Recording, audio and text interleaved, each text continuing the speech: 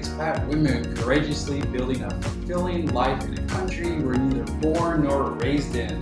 Hey, this is Tom, and this is the July reading for relationships, which is broken down into 3 areas. The romantic partner, I'll say something about this if you're single in a second, your circle of friends, the relationship with them, and the relationship with colleagues, which is either work or business partners or something of that nature. So what we're going to look at is we're going to see in July what's going to pop up, what opportunities will pop up, and how might you self-sabotage it and kind of bring you aware of what's kind of going to happen in life and what happens during the situations and what you can do about it. So we start with the romantic partner. So this is the current romantic partner you have now, or if you're single, it's about a future partner, which may be coming in July. Let's check here. Well, first I'll just take we'll find which card is for everyone to look out for. This one. The relationship victim. So for a romantic partner, the victim always tells, oh, the poor me story, what happened to me. So with your current, in July, with your current romantic partner, your partner is going to play victim. They're going to tell some story about what happened to them. And it's annoying. I mean, this is the person you really, really love. And they're sitting there telling a story about, oh, this happened to me. And it's sometimes kind of childish to hear the story sometimes. And it can be difficult to just go to bite the tongue and listen. So in this situation, mostly this is not the first time it's happened. It's not the first time. So if you think about it, you can think of a time or two when your partner has done this before, where they've told a story about something that happened to them, something in the past.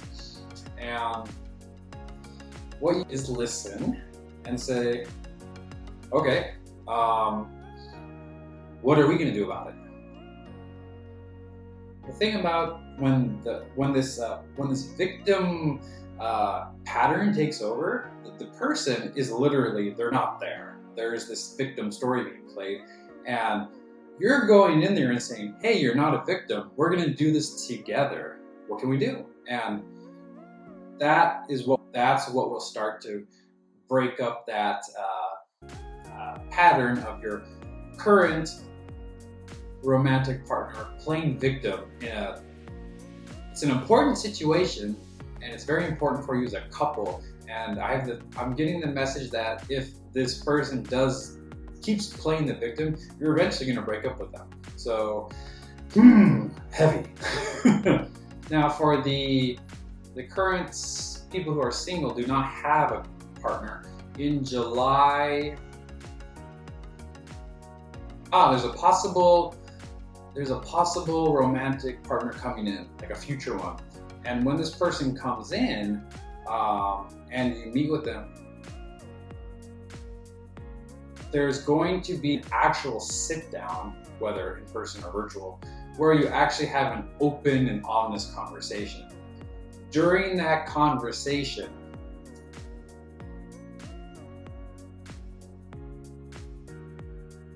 you may bring out a victim story. You may tell a story of something that happened to me. So when we really open up, we really spill our guts with it. The ghost in the closet, or skeleton in the closet, kind of come out. And depending on I have a feeling this person that's coming in will latch on to that victim story, and the two of you will get to know each other as victims together. So that will be your common point. I don't think it's the best way to start a relationship or to introduce yourself. So what to do is to just look out for it. When you're talking to this person, if there's something bad that you think happened to you during the first conversation, Yeah, so in July there will be an opportunity for that. Okay, now moving on to friends, your circle of friends. And what I'm getting here is, this card. Okay. The controller. Okay, so friends. Within your circle of friends and yourself, there's a dynamic where in July, where it's become so obvious that one of your friends is controlling you. It's gonna be like a light bulb in your mind. You're gonna be like, oh my God, this person has been manipulating you the whole time. I thought we were friends. And it's gonna be, what the? It's literally gonna be like the WTF moment. And it's kind of, and then when we actually realize what's going on, it's kind of a shock to our system. We're like, what just happened?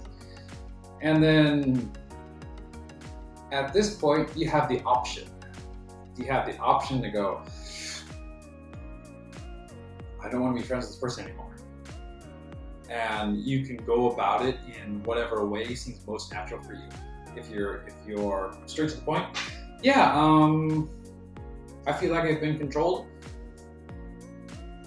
And it just I don't feel like our friendship was worthy an investment of my time and energy anymore. That's kind of like straight to the point and being completely honest. Or you might be a little more subtle and say, hey, I'm getting busy, we lost touch over time, and or you can, maybe it'll just naturally go. Depends on who you are, your temperament, and you already know how you would handle this. And when the moment comes, you'll know. Now colleagues, so business partners and people you work with, how might there be some self-sabotage? It can come from you, it can come from the colleagues, co-workers. This one, stickler. So there's a perfectionist dynamic in a colleague relationship, and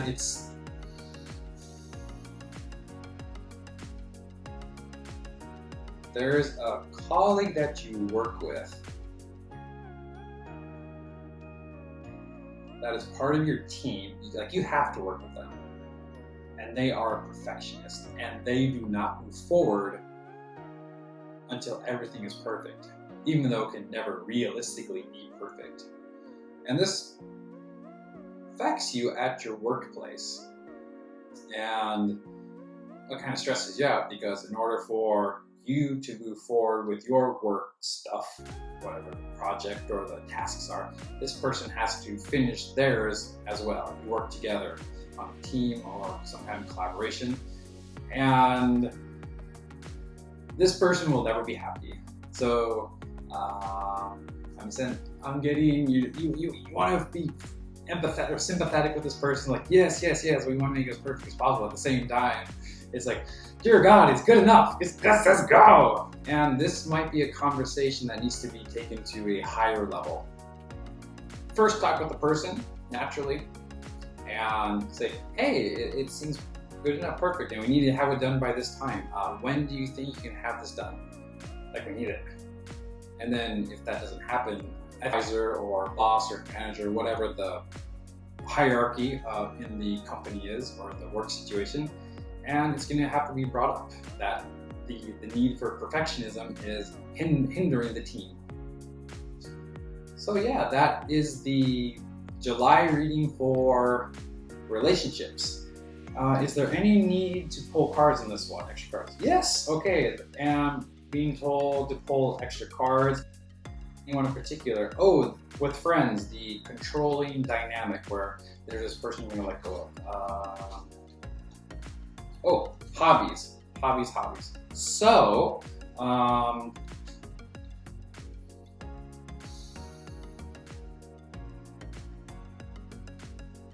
there's a hobby you have that you really enjoy. You haven't been doing as much. So, one way to do this hobby more. It was kind of a win-win. You get to enjoy doing what you love doing, and then it's probably something this person doesn't like to do so much. That's what I'm getting. This person that you suddenly realize is controlling you doesn't like a hobby that you really just kind of go off by the wayside. There we go. Any more? No more cards for this reading. So that was the reading for relationships. If you haven't already seen it, check out the general reading, the family and work, and this is meant for you to see now video for July and below. All right, see you.